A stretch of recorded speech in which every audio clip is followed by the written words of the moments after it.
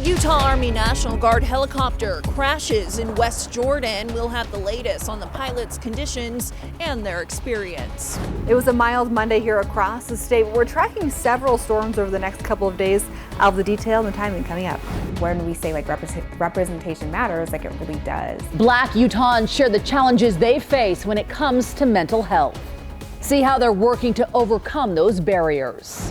A Utah company feels like they're the big winners of the Super Bowl. I love seeing it. I love doing something I'm proud of. The work that went into this massive flag made right here in Sandy. Here's a guy played real sound baseball because he could do everything. 60 years ago, an all-star for the Chicago Cubs crashed here on Utah Lake.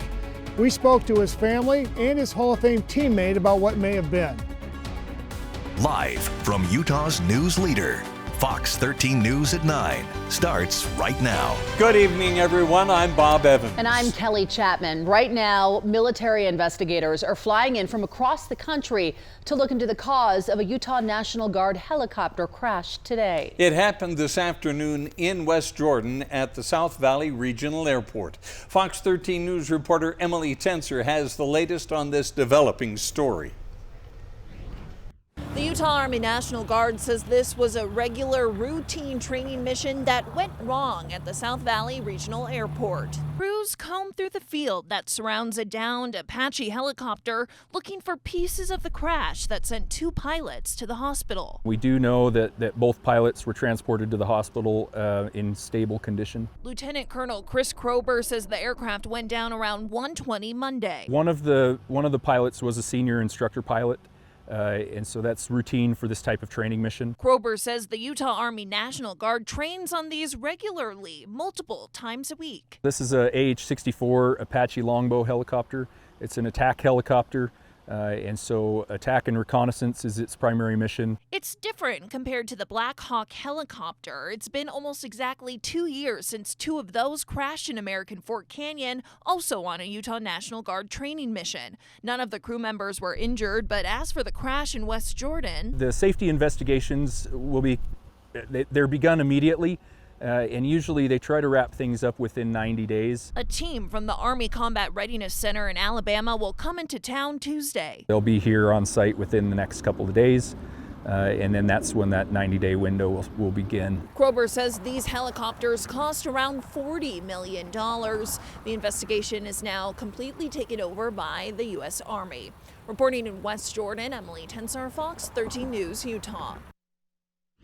New tonight, more voices are calling for Utah State Board of Education member Natalie Klein to resign. This after she made a controversial Facebook post last week, which many took as her implying that a girls' high school basketball player was transgender when she was not. Tonight, the Mill Creek City Council passed a resolution calling for Klein's resignation. Many of the youth in Mill Creek attend the Granite School District, and the teen in the center of this controversy with Klein is a part of that district. We are the voice, for those who don't have a voice. And we want this particular individual, as well as other high schoolers who are probably her friends, here in Mill Creek, to feel the support of their city leaders that they've elected to represent them. The Salt Lake City Council also issued a statement tonight calling on Natalie Klein to resign.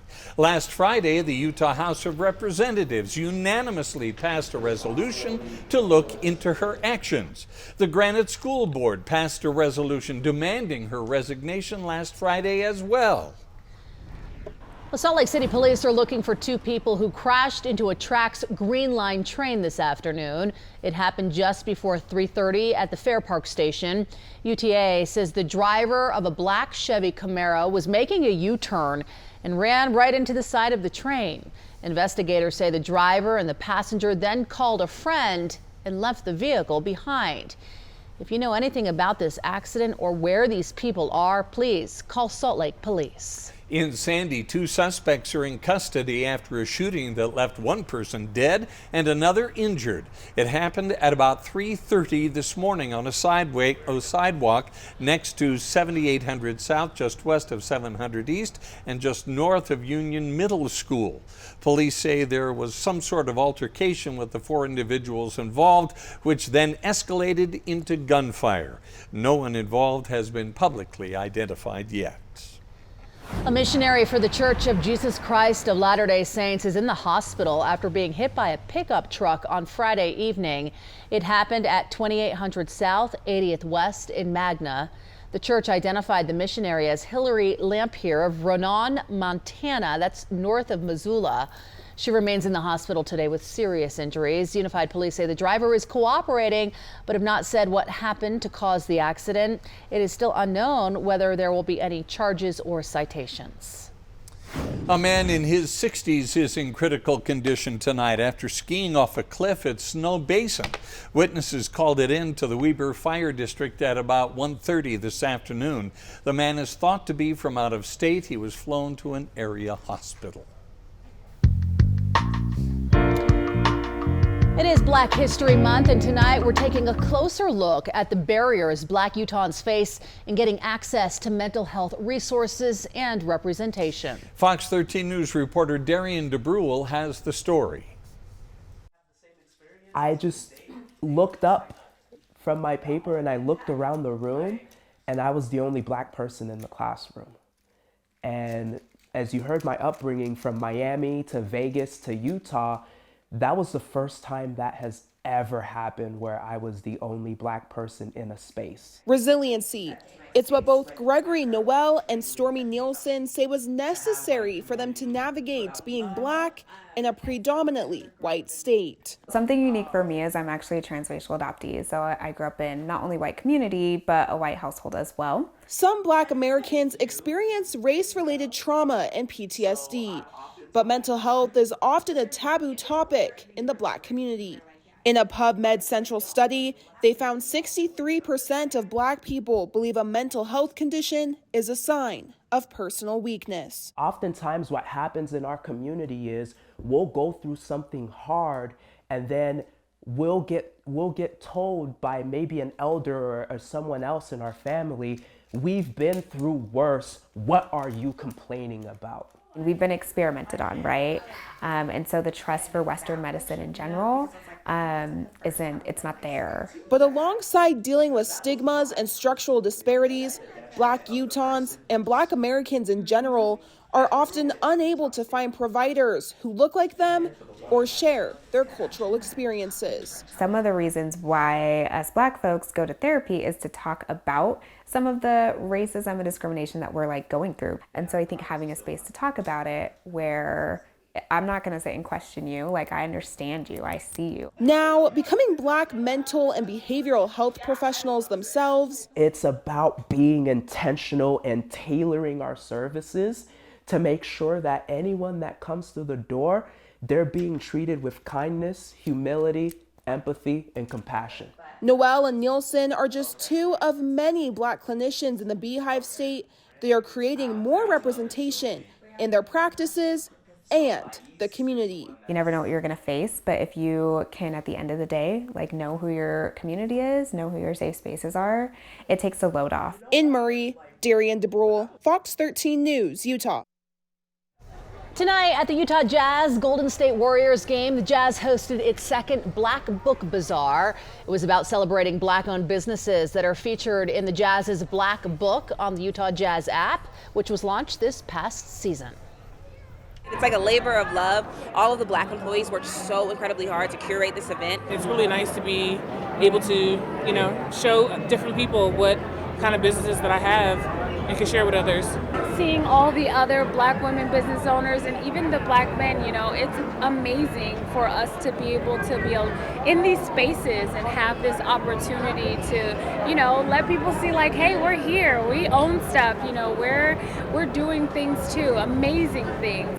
The next Black Book Bazaar is set for February 25th. Well, we had a very pleasant day today and a gorgeous weekend, but of course we live in Utah and all of that's going to change. Tell us when. How soon, Allison? We're going to have several systems moving through this week. The next one tomorrow evening, mostly to our north. We could pick up a little bit of precipitation out of that. 35 here in Salt Lake, 33 for Ogden right now, 33 in Provo. A system after that will be on Thursday, again this weekend, into a pretty active pattern next week. So yes, there'll be lots of great moments over the next week, but there will also be some periods of storms moving through. Increasing clouds heading into tomorrow.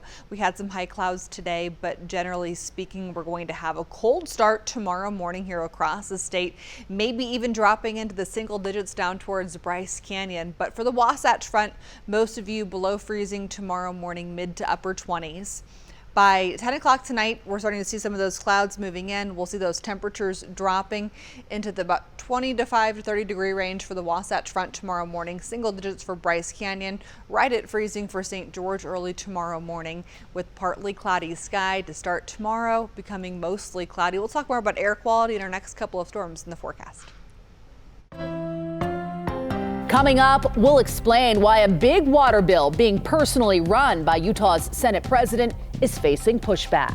A baseball player believed destined for stardom died 60 years ago here on Utah Lake. In 78 games, Cubs handled 418 consecutive chances without an error. We'll tell you the story of Chicago Cub Ken Huggs. The Utah Jazz are back in action tonight against Steph Curry and the Golden State Warriors. I'll show you the best in sports.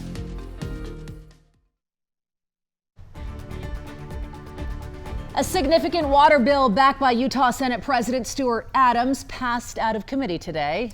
Adams' bill would create a new water council and a water commissioner to negotiate with other states on some creative ideas to get more water in Utah. But the bill exempts this new water commission's activities from public records and public meetings laws. And Adams is getting some pushback on that.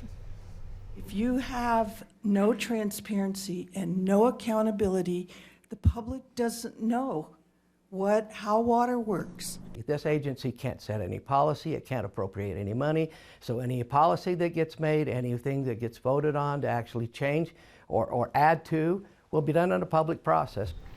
The bill now goes to the full Senate, with Senate President Adams personally running this measure, the House Speaker Mike Schultz co-sponsoring it. It is expected to pass the legislature. National security is getting attention on Utah's Capitol Hill. Former Trump administration National Security Advisor Robert O'Brien visited the legislature today. He offered support for bills that deal with national security. Some create buffer zones around military facilities here in our state. One blocks Utah from purchasing technology from hostile nations or products made with forced labor. Another makes countries such as China, Russia, North Korea, and Iran sell any land they own here in Utah. China or Russia were to own land in Utah, they would have a year to sell that land, and if not, it comes back to the state to be sold. The bills are making their way through the legislative process. A bill to get railroads to switch to less polluting technologies is advancing in the Utah House. Lawmakers voted 69-1 to support the bill, which offers incentives. Freight switchers in rail yards cause up to 9% of the Wasatch Front's pollution. The bill now goes to the Utah Senate. The Utah House voted 50-16 to support a bill that beefs up school safety measures. It includes more security measures on campus. The most controversial provision probably involves so-called guardians who are trained and armed to help with school security. The bill now goes to the Utah Senate. A bill to require children who enroll in kindergarten to be potty trained has won unanimous approval in the State House. It's obviously in response to incidents teachers have to deal with. There are exceptions for children with special needs. The bill now goes to the Senate for consideration. We do have an update to a houseboat fire that happened last October at Lake Powell's Bullfrog Marina. The National Park Service finished its investigation and determined the cause was accidental. How it specifically started still remains unknown. The fire destroyed a private houseboat and damaged others. A report from the Salt Lake Board of Realtors predicts a 16% increase in residential home sales this year. This comes after a 12-year low for home sales last year. The report also predicts a 3% rise in the median sales price for homes. The report cites more favorable mortgage rates, expected to range between 6 and 6.5% this year before dipping next year. The newly opened Primary Children's Hospital campus in Lehigh welcomed its first patients today. Lots of cheers happening there. The 3 patients originally had to travel to Primary Children's Hospital in Salt Lake City for monthly transfusion treatments. The hospital opened its infusion center one day before the grand opening so they could receive those treatments closer to home. The new Miller Family Campus is a full-service children's hospital and includes a trauma center and a life flight helipad. With beautiful flying weather today, albeit just a little bit chilly, but it's going to warm up. It's going to warm up before the storm, right? That's right. Afternoons will be decent-ish, a little bit above average. I mean, it's February in Utah, you know. What can we expect? Cold temps, definitely cold mornings. We will warm up decently is the word that I'm choosing to describe, because it's going to be cold if you're not dressed properly. It's 35 degrees right now here in Salt Lake City, feeling like 29. So we'll be below freezing for most of the state tomorrow morning, but then come tomorrow afternoon, upper 40s, low 50s over the next few afternoons. So right now, about 30 to 35 for much of the state, 20s for the Cache Valley. We do have some clouds continuing to move in. We'll see partly cloudy sky for tomorrow morning. Overnight temperatures about 25 to 35 degrees as you get in bed, and then 20 to 30 as you wake up tomorrow morning for much of the state. Now, exceptions will be Wasatch back close to 10 degrees tomorrow morning in Park City, single digits for Bryce Canyon. Evanston tomorrow morning into the teens, so we will have some cold areas. St. George tomorrow, mid-30s when you wake up, but then you're going to rise to about 60 degrees tomorrow. And for the Wasatch Front, we've got temperatures right around 30 degrees early in the day, temperatures rising into the upper 40s, so just a couple of degrees above average. Tomorrow afternoon, we've got temperatures that are going to be rising to about 45 to 50 degrees. And then as we look at what we're watching, westerly flow today, and then we've got some changes. Let's talk about it, because Tuesday we have another system that's going to be mainly brushing to our north. We could get a little bit of precipitation out of that. A follow-up storm that has a better chance of bringing some impacts, particularly to the mountains, will be on Thursday. After that, we've got another system that's going to be moving through, and that is going to be arriving on this weekend, second half of the weekend. But then I want you to check out what's happening in the Pacific, because we're going to have another storm system off the coast that will likely bring some impacts to the region into next week. So we've got some wet conditions on the way. For tomorrow, St. George, 57 degrees, about 60 degrees for a high on Wednesday, Thursday, and we'll keep you low 60s through the weekend. So we have a really nice weekend ahead. Overnight temperatures in the mid-30s and then into the mid-40s for this weekend. And we look at the Wasatch Front 7-day forecast, and it doesn't look like there's a whole lot going on, but let's talk about it, because tomorrow we become mostly cloudy. We've got that system that's going to be moving in mainly to our north, but we'll see that chance for some precipitation mainly Tuesday night. Not a great chance, but a possibility. By Wednesday, mostly cloudy, upper 40s. Thursday, remember that's that second system that's going to be moving through. This one brings us a better chance for some precipitation, mainly north of I-70, but we will see the possibility of some accumulating snowfall in the mountains. Could maybe see a mixture of some snow depending on the intensity of that storm and how cold it gets for Thursday night. And then we'll see a quick break to start the weekend. And then as we wrap up the weekend, we do have some more chances for showers into next week. So daytime highs decent as promised, with chilly mornings.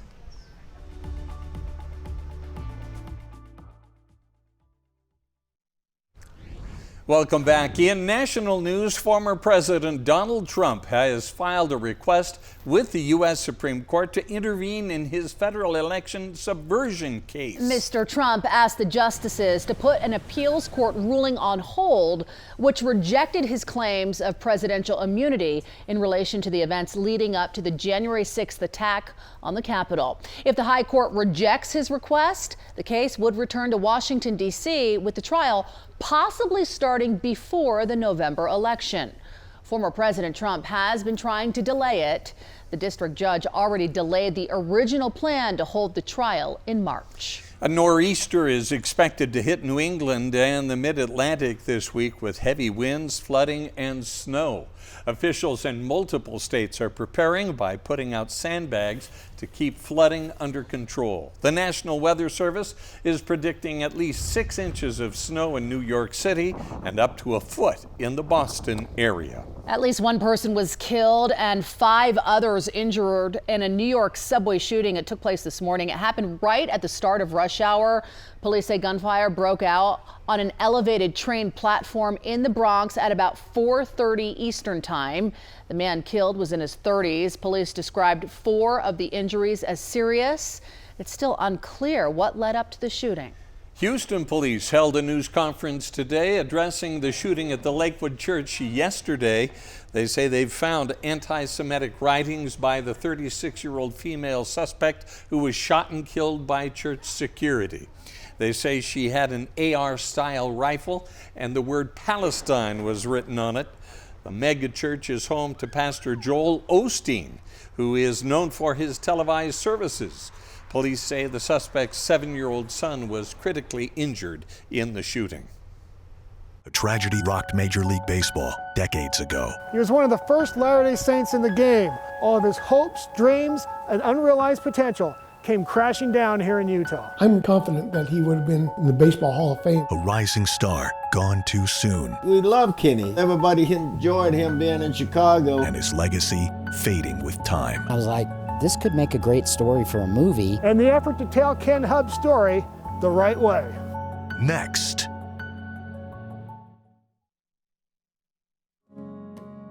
Kenny Hubbs would have, he could be in the Hall of Fame with those individuals who played with the Cubs. He was living a boyhood dream, a rising star in Major League Baseball, one of the first Latter-day Saints in the game. This good-looking 20-year-old rookie wrote 2 new Major League fielding records into the books. Then, 60 years ago, tragedy on Utah Lake. We actually got the phone call, said that they'd found them. I heard the news on radio. I'm Fox 13 investigative reporter Nate Carlisle. This is the rise and loss of a Major League phenom and the legacy he left behind. Oh, that's a great picture right there. We both young, looking forward to the next season. Yeah, that's a great picture there. That's Baseball Hall of Famer Billy Williams next to a Chicago Cubs teammate, Ken Hubbs. The Cubs had an eye on him for many years. Here's a guy going to play real sound baseball because he could do everything. He could run, he could steal bases, he could hit home runs. Hello, Billy. Hi, how you doing? I remember in 2002 when we came for the Ken Hubbs night in Wrigley Field, you were awfully kind to our family. We love Kenny. Ken Hubbs was born in 1941, the second of 5 boys for a family in Colton, California. He was really a good brother. Gary Hubbs was Ken's younger sibling. My dad got polio, and it left him permanently disabled from the waist down. He felt like he was missing out, so he wanted to have a lot of opportunities for his boys. Ken Hubbs was an All-American football and basketball player at high school in Colton. Notre Dame really wanted him as a quarterback. But Ken Hubbs wanted to be a pro, and baseball was offering. So all the scouts from the major leagues were at our home the night after his graduation. And I can remember, all these men smoking cigars. Hubbs signed with the Cubs. He joined the big club in Chicago for the last few games of the 1961 season. He became a star in 1962. But the most consistent Cub of all was second baseman Kenny Hubbs. In 78 games, Hubbs handled 418 consecutive chances without an error. At second base, Hubbs set fielding records. And I saw my brother tagging out Willie Mays at second base in Chicago. He won National League Rookie of the Year and was the first rookie to win a Gold Glove Award, given to the best fielder at each position. He was a great ball player, most of all a great person. Hubbs became friends with third baseman and future Cubs broadcaster Ron Santo. Santo's mighty swing produces a dribbler Robinson cannot come up with. It's a hit. He said that Kenny was always trying to convert him to Mormonism. He didn't take a drink at the time, he didn't smoke, and I think he tried to convince everybody not to do it. According to multiple accounts, Hubbs arrived in the big leagues afraid of flying. He decided to conquer it by learning to fly himself. He took lessons after ball games and in the off-season, purchased a Cessna, and received his pilot license in January of 1964. Days later, Hubbs decided to visit Utah. He had a very good friend. His name was Dennis Doyle. He was really a fun guy. He got married. He had a baby. She wanted to take the baby and go see her parents who lived in Provo, Utah. Gary said his brother and Doyle decided it would be fun to put the mother and child on the train in California, then fly to Provo and surprise them when they arrived. After the surprise, Hubbs and Doyle were ready to fly back to California on the morning of February 13th, 1964. The day that they were missing, when they didn't show up, my dad called and he instigated a thorough air and ground search. Newspaper accounts say that while the weather immediately around the Provo airport was clear, there was snow and clouds on the horizon. You know, I'm in Alabama, and of course we're just getting ready to go to spring training. And I heard it on radio. We don't know what happened in the cockpit, but 2 days after Hubbs and Doyle went missing, searchers found their plane and their remains, crashed onto the south end of a frozen Utah lake, about 3 miles from the airport. These Salt Lake Tribune photos show sheriff's staff and Civil Air Patrol trying to recover the wreckage in the ice. Doyle was 23 years old. Hubbs was 22. Everybody, had planned for him, being our second baseman for many, many years. All the pallbearers were members of the Chicago Cubs. I'm quite confident that he would have been, in the Baseball Hall of Fame. My name is Ken Hubbs, and this is his game uniform and hat, a Little League ball from the 1954 World Series, Little League World Series, one of the many home runs he had. My dad was his older brother, and after Kenny passed away, I was born a few years later. The namesake is active with the Ken Hubbs Foundation. It recognizes Southern California high school athletes. A baseball diamond in Colton and the local Little League itself are named for Hubbs too. Let's sing loud enough that my brother will hear us in heaven. Then there was that night in 2002 when the younger Ken Hubbs got to throw out the first pitch at a Cubs game, and the family got to lead the crowd in singing the 7th inning stretch. And there may be one more chapter in the Hubbs story. One morning I was scrolling through Facebook and came across a story on Fox Sports. Marshall Moore is Vice President of Operations and Marketing at Utah Film Studios. He's co-written a screenplay about Hubbs. I wanted to know everything about Ken, and part of that involved his baseball cards, a talent that seemed to come natural, and he made other people feel good. He was so focused and so prepared to do whatever he did that he rose above everybody else. Moore is trying to find financing for the film. Oh, probably around $2 million to get it done right. So we're thinking it could be easily done in Utah. I've always kind of wondered what his last moments were like. I believe in life after death. I believe that my brother's in a better place and that when I die, I'll get to see him again. Second baseman Kenny Hubbs of the Chicago Cubs. Gary Hubbs, who you saw there, played minor league baseball in the Kansas City Royals organization, and he went on to be an electrical engineer. His oldest brother, Keith, played football at BYU. That's the late father of the younger Ken Hubbs you met there, Bob and Kelly. I tell you what a wonderful, incredible story.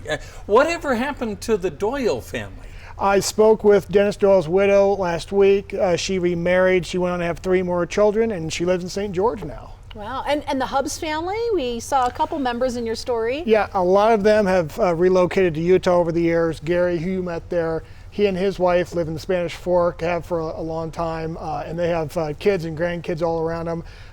Ken Hubbs, he splits his time between California and Lehigh these days. Wow. Well, if you just gave us a little trailer of what that movie could be, I think it's going to be a blockbuster. Yeah, there you go. And thank you for wearing Cubby Blue tonight. We're joking about this off camera. Happy to. That's for Ken. Thanks, Nate. Thank you. Well, coming up, thousands of dollars in damage left behind after a Christmas Eve break-in. How the community is helping the Granite Education Foundation recover. Plus, the Salt Lake City Council has discovered that about half of the city does not allow daycare centers. What the council is talking now about doing to fix the problem. And we'll take you inside Colonial Flag in Sandy, which played a big role in the Super Bowl last night.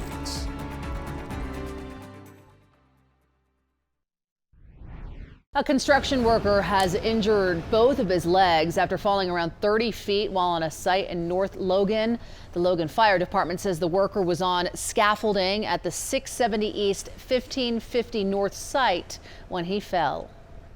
It appears he landed mostly on his feet. That's where the injuries mostly were, as far as we could tell. He appeared to fall in some mud. I think he missed most of the scaffolding and the concrete below him. When crews arrived, a co-worker had already applied tourniquets to each of the man's legs. The worker was able to talk, helping first responders rule out any life-threatening injuries before he was taken to the hospital. We have news just into the Fox 13 newsroom. We've learned of a very sad story in North Salt Lake this evening. One person has been hurt and 9 puppies have died in a house fire. This information comes from South Davis Metro Fire. A large snake was also removed and appeared to be unharmed. The person hurt in this house fire was taken to the hospital for smoke-related injuries. The cause of the fire is under investigation. We're working to get more information about this.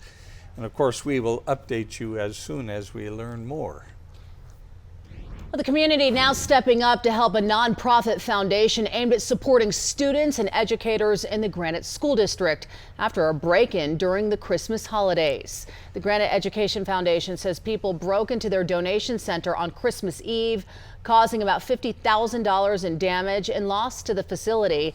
Today, Real Salt Lake, the Utah Royals, and America First Credit Union helped to fill the void. We teamed up with our partners, America First Credit Union, to donate 650 pairs of shoes, some RSL jerseys, some blankets, some hats, and other merchandise that we had to make sure that their warehouse was whole and that their students had what they need to be successful in the classroom. Players from Real Salt Lake and the Utah Royals, as well as employees with America First Credit Union, also volunteered their time sorting donated food items and preparing meal kits. The Salt Lake City Council is looking at a new way to solve Utah's child care shortage. Council members are considering a zoning change that would permit daycare centers in all zones of the city and would raise the maximum number of children allowed in a home daycare from 8 to 16, which aligns with Utah State Code. We've seen all over the state that this is a challenge, and so for Salt Lake City to take this step is really important, and hopefully will signal to other cities and counties that there are things we can do to make childcare more accessible in our communities. The council is scheduled to hold a public hearing and take action on the zoning changes in March. Well, the Kansas City Chiefs may have won the Super Bowl, but the folks at Colonial Flag feel like they were the big winners. They kind of were, in a way. Colonial Flag in Sandy made the flag that you saw unfurl during the national anthem ahead of the big game. It took the team at Colonial Flag 150 hours over the past 6 to 8 weeks to put the 75 by 150 foot flag together. It was a pretty special experience, knowing all the time and effort that went into that flag and seeing it on national television for millions of people as kind of like a unifying symbol. It's the one time during the game where both teams are on the same side, on the same flag. As for what's next for the flag, it's not coming back to Utah right away. It's now being shipped off to the next big sporting event in the near future, likely a NASCAR or Major League Baseball event. Well, today we made it to 47 degrees here in Salt Lake City. We'll have another somewhat mild day for tomorrow ahead of a pretty active forecast. The timing of our next storm coming up. I'm Andrea Irvin and the Utah Jazz. We're back home in the Delta Center hosting the Golden State Warriors. Let's dive into the highlights next in sports. Plus, I'll tell you about a unified basketball camp that shined bright at UVU this weekend. I've been a part of it and I'll tell you what makes it special.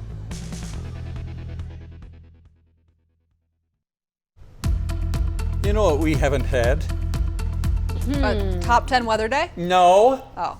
Well, nothing like that. We haven't heard about Sid and how Sid's doing at home. That's right. Yes. We need an update. Yeah. He went to bed, and then, according to my husband, he woke up 20 minutes later.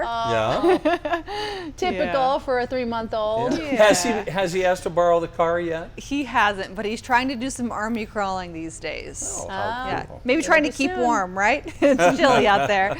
We haven't been doing a ton of walks just because of how cold that it's been, but I am looking forward to some really decent daytime highs. If you joined us earlier, that's the way that I'm describing our daytime highs the next couple of days. Kelly has requested temperatures in the 60s or 70s or 80s, and those are far off for northern Utah, but how about 50 degrees? I can sell you on that. We've got temperatures right now here across the state. Look at that, Bryce Canyon. 5 degrees, St. George 43. So it is very cold in some portions right now. Tomorrow morning we'll have dry roads for your morning commute, becoming cloudy for your Tuesday afternoon drive, but happy to report that we are going to have dry commutes for tomorrow. However, we do have a system that is going to be brushing by tomorrow night. Today we've been in a westerly flow, and that's what's brought those okay daytime highs, but the chilly mornings. We've got temperatures at 10 o'clock tonight, about 30 to 35 for much of the Wasatch Front, single digits down towards Bryce Canyon. Always one of our colder places, into the teens for Evanston, mid-20s for the Cache Valley tomorrow morning. St. George, 33 degrees first thing tomorrow morning. Increasing clouds tomorrow. Temperatures about 45 to 50, so we are going to end up with maybe things not as comfortable as today because we'll have the additional cloud cover. We had some high clouds today, but that sunshine probably helped if you were outside. And then we've got a couple of storms that brushed by. Let's go ahead and break it down. First one, Tuesday night, scattered showers for Ogden. Then Wednesday night through Thursday night, maybe lingering into early Friday. We're going to have a few more chances for some showers. And then this weekend into next week, an active pattern will be continuing. So we've got a chance for precipitation in St. George, Provo, scattered for Tuesday night. Sorry, my watch started talking to me. We've got by Thursday some widespread showers in Utah County, and then again heading into this upcoming weekend. So we do have more chances for rain here in the valleys, or maybe a mixture of some snow at times depending on the intensity of the precipitation and our temperatures in the upper atmosphere. For St. George, you'll have a dry week, and then we are going to have some chances for showers getting into later this weekend and early next week. So for St. George, this is the place to be if you like the warmer temps. Low 60s this weekend and through much of your 7-day forecast. For tomorrow, mostly sunny, 57 degrees. For the Wasatch Front, good air quality for Tuesday and Wednesday as we look at our super 7-day forecast. So that will be very comfortable as far as getting outside and what you're breathing in. There's good news there. And we have a scattered mixer rain on Thursday. Friday, widely scattered mixer rain. As we break down those chances here in Salt Lake, same thing. Heading into Tuesday night, we're going to have some widely scattered showers again Thursday, and then things will get a bit busy heading into the second half of the weekend and early next week with daytime highs close to 50 degrees through the next 7 days.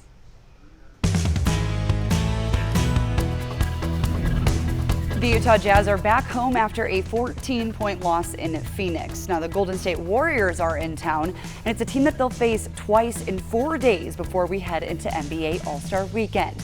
Now, the Warriors are 10th in the West, while the Jazz sit right below at 11. Early on, it's John Collins to the hoop for the slam. A great feed by the rookie there. And how about another? THT absolutely rattling the house with this one-handed dunk. Talk about rising to the occasion. Into the second quarter, Jazz down by 5. Ball's in the hands of Jordan Clarkson. Flame on as he knocks down the 3 to bring it within 2. JC had 22 off the bench. Final seconds before the half, Draymond Green heaves a shot from half court and yup, he sinks it. Warriors led 8 at the break into the third, where Draymond delivers the sly bounce pass to Klay Thompson. Klay was the game's leading scorer with 26. And on the other end, Colin Sexton was a big contributor tonight. First, he makes the tough bucket and 1, and then in transition at the top of the key for 3 of his 22. But Steph Curry does what he does. A couple of dagger 3s puts an end to this one. Jazz fall 129-107, and they'll face the Lakers on Wednesday. Today, Real Salt Lake announced that the club acquired English championship midfielder Matt Crooks. He comes to Utah off 115 appearances, 56 goals, and 22 assists. Hoop Camp is a nonprofit that serves all adults and children with all various types of special and additional needs. What makes Hoop Camp unlike any other basketball camp is that it is unified, a concept where those with all ages without special needs can also register and attend. This weekend, Hoop Camp athletes participated in a halftime game as well as timeout activities during the Utah Valley men's basketball game. Hoop Camp is all about doing things, great things, with great people, for great people. Well, what's really unique or special about what we do at Utah Valley or with other college programs is it gives the athletes a chance to be introduced in the starting lineup in front of a big crowd and a big stage. And so it's just giving them the same opportunity that we've been fortunate to have through sport. Same lessons that we're able to learn: hard work, determination, coordination, things like that. We teach the same thing to those athletes and give them the same opportunity. It was cool. I haven't been there for BYU Hoop Camp or... You did? We did, yeah. Then for... We played UVU camp, yeah. And you got the crowd cheering for you. How did that feel? It was great. I'll be happy. Do you think that you will be playing Hoop Camp in the future? Of course, yeah. Yep, Hoop Camp is a really good time. I participated in the camps in the past, and it's always just a lot of fun to get out there and be one of the athletes for the day. Or be somebody in the audience cheering for the athletes. Yes, That looks like a blast. Yes. UVU men's basketball said they're welcome back anytime. So Thanks, we love it. Andrea. Yeah. We'll be right back. Vineyard down in Utah County is getting $25,000 to help plow the streets. Guess where the money's coming from? I don't know. Domino's Pizza. Of all That's places. right. They say nothing should stand in the way of carrying out a hot, delicious pizza, It's absolutely correct. including snow, cold weather. Wow. There you go. Domino's. They know how to keep the streets clear. I love Domino's What a pizza. great, brilliant strategy. Here's some money so we can keep delivering pizza. I loved how excited you were to say it too. You were like, Domino's Pizza. How do you like It's a that? win-win for everyone. There you go. Thanks for watching, everyone. QuickCast is up next.